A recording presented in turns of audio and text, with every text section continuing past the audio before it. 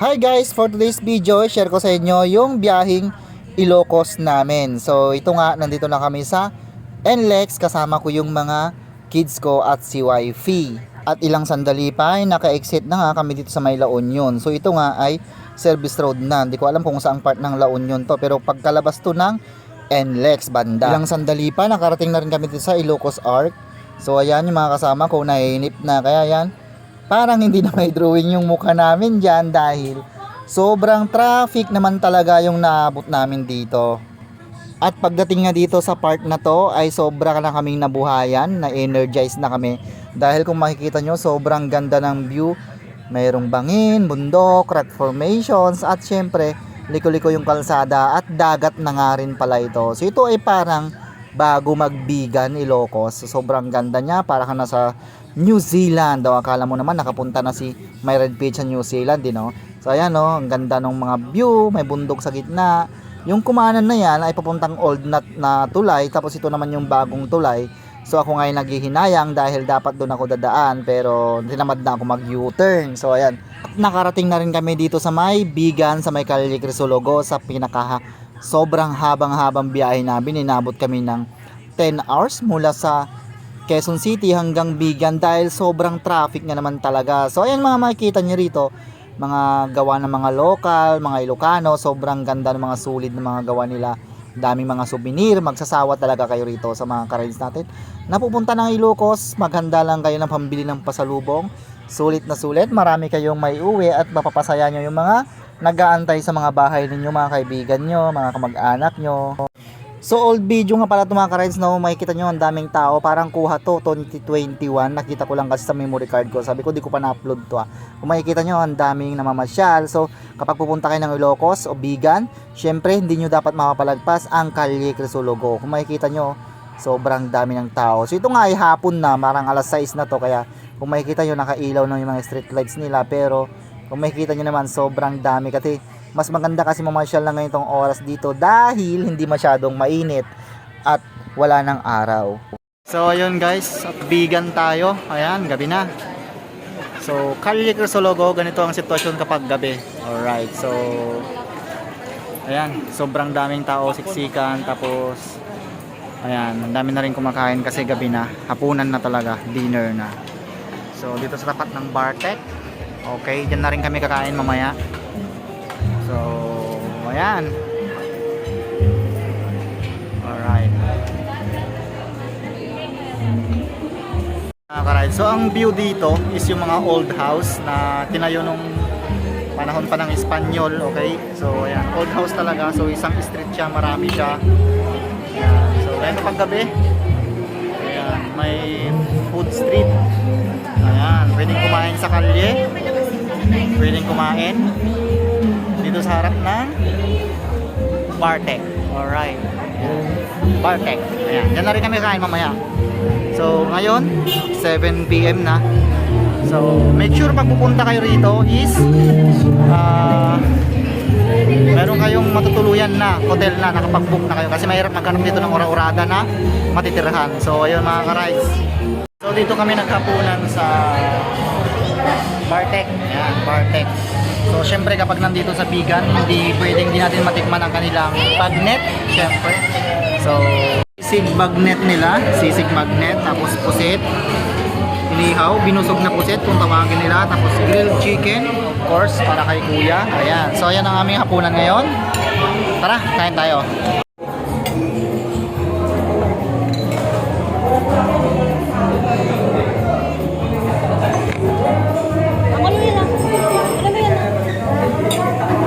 Yummy!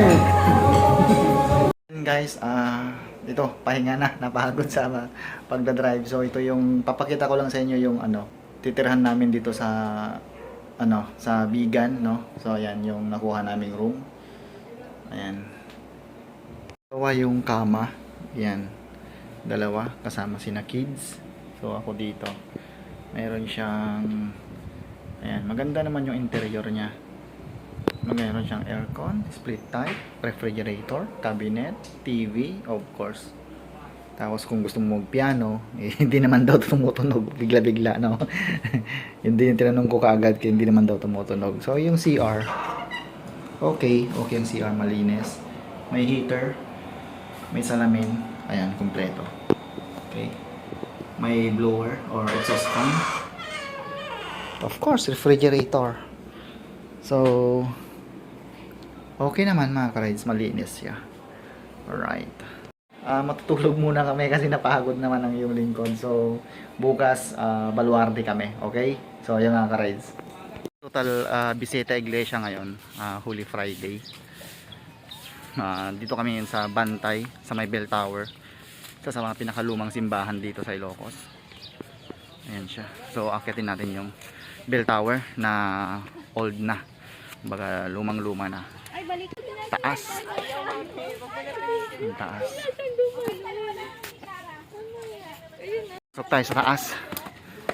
So, ito yung bukana ng Bell Tower. Ayan yung baba. Ayan. Nandito lang ako sa secure. Madilim pala.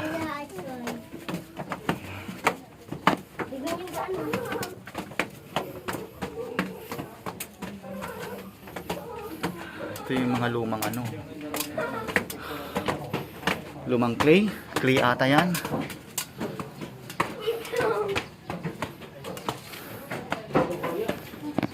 So ito yung bell, lumang bell. Ito.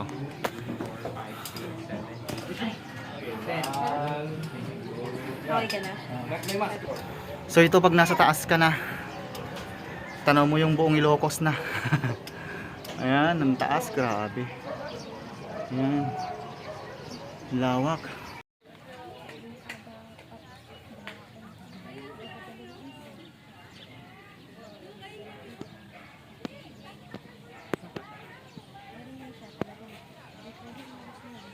So dito pwede kayo magsindi ng kandila.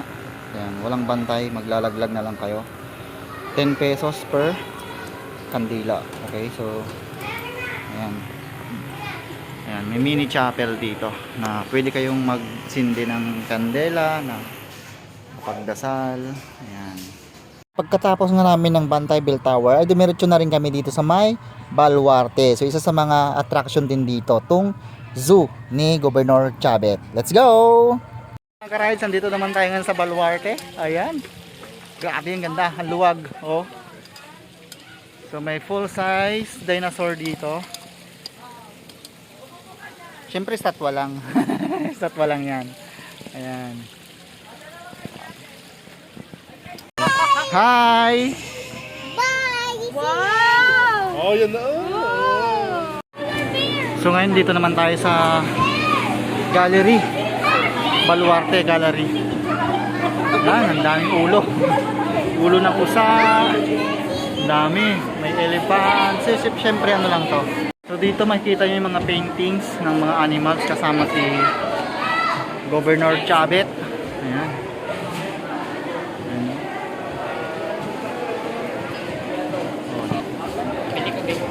So ito, hindi nga ano siya rito.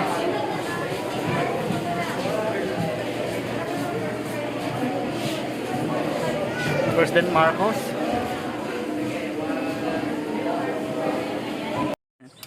So yun mga ka-rides, ikot pa rin dito sa may Baluarte. So ito, may nakita kaming zebra. Where are you, zebra? Ayun, zebra. Ayan. Kita nyo ba? Ayan, so kapag pupunta kayo ng Baluarte, make sure magdala kayo ng payong. Ang init. Meron naman silang meron naman silang tawag doon, yung masasakyan. Carousel. Ayan, may patulad niya, no? Ayan, nasa likod ko.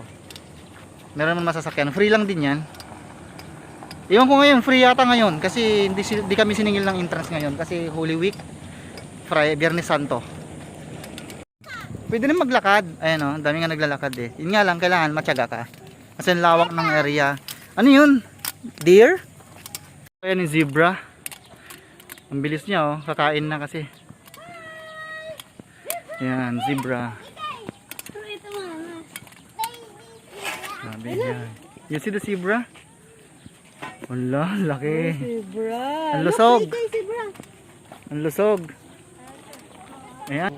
Laki. Mag-asawa yata yan, no? Ayan, oh. Oh, bye. Malis na.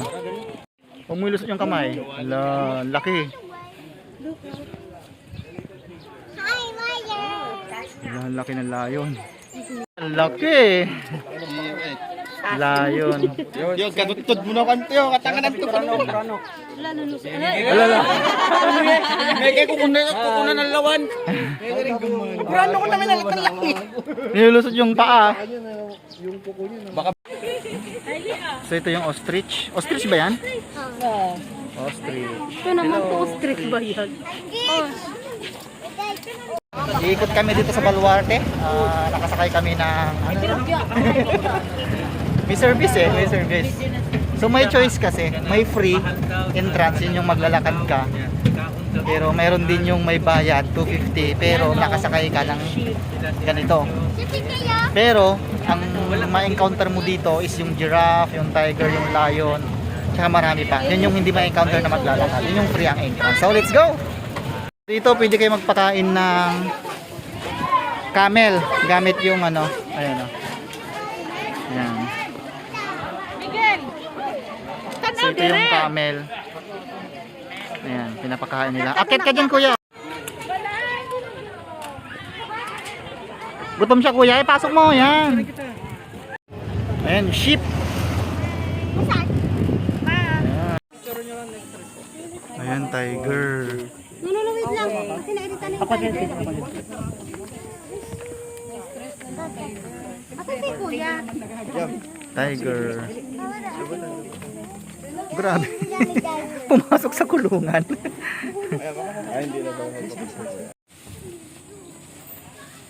Nakatali naman yung tiger pero yung bunganga niya hindi. Delikado pa rin.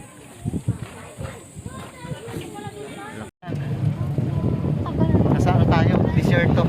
Desierto. Maghahanting tayo ng wildlife. Alright. Ayan. Shout out mga kasyera. Dito muna tayo. Imite. Yun, may usa. So kanina yung tiger pinakain ko. Ayun, sa awa ng Diyos, buhay pa ako. Mga giraffe dito. Ayan. Laki ng leeg. Welcome to Baluarte. Wait lang, mamaya. Ayan. Ayan, oh. Kainin mo. Diba? Oh. Ayaw niya, ayaw yung bulaklak. Ali ka, picture mo na kaya. Ba't po pabubuhat? Hindi ko kayo Ikita mo na nga yan. O doon kayo sa maliliit ko. Saan? Yan, maliliit. Siyempre, dito tayo sa ano, Bangi Windmill. Siyempre, hindi natin palalagpasin to kapag nandito tayo sa Ilocos. Ayan, yung mga malaki nila windmill. Alright. So, ayan. Ang kagandahan nito, tabi siya ng dagat at buhangin. Ayan, pero hindi ko alam kung bawal maligo.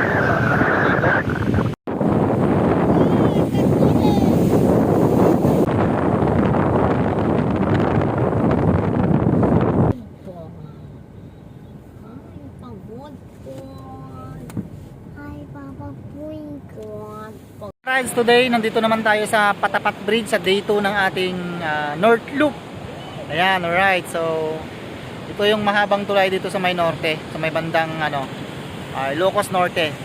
Ayan, so tabi siya ng dagat. So, tabi ng dagat, tabi ng bundok. So, ito isa ito sa mga dinadayo dito ng mga taga ibang lugar dahil sa ganda ng place, no? So, ayan.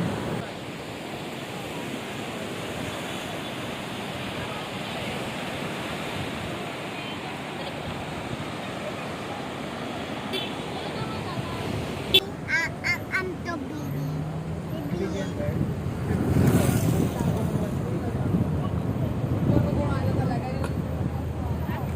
Ato! Ay, bibit ato! Ay, bibit! Ano yan?